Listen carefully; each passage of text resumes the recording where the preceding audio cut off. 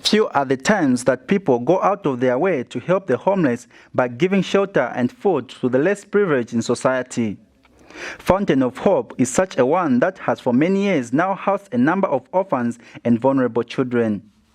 Even so, every house has rules that must be followed, but that seemed to be impossible for the 3 young girls that decided to run away from the center due to the fact that sex is not allowed at the orphanage, which they wanted. The orphanage proprietor, Roger Smwewa, was confronted by the 3 girls with complaint that the center was denying them their right of carnal knowledge with the opposite sex.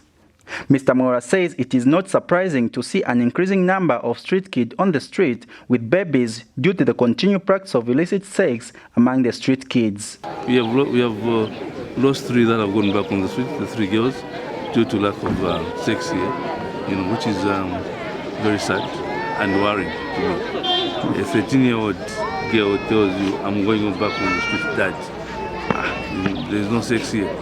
So that's to me, it's very sad. They are providing mattresses, they are providing blankets. So let's make use of them.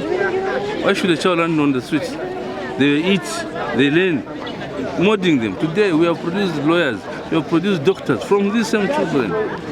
Why should those go back there because of sex? Meanwhile, in response to keeping the orphaned children at the center, Sport in Action has come on board to help the center by coming up with a playing field to help the retrieved kids busy with different sporting activities. Sports in Action Executive Director Frankie Mushimbu says he has noted with concerns that the current playing field is small, hence the need for a bigger one. With our colleagues at Fountain of Hope and with our young people, we have come up with modified games to help to make sure that these young people participate in these various activities so that they don't have other ideas of doing other activities. But apart from that is that we are thinking of helping this particular center to come up with its own football pitch. We know that they have a small space, so we are hoping that going forward, maybe next year or the other year, if we mobilize resources, we'll be able to create a football pitch for them so that we can help the talent that we have from various communities.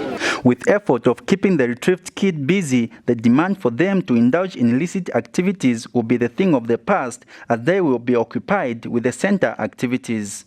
Dayson Bobala, ZTV News, Lusaka.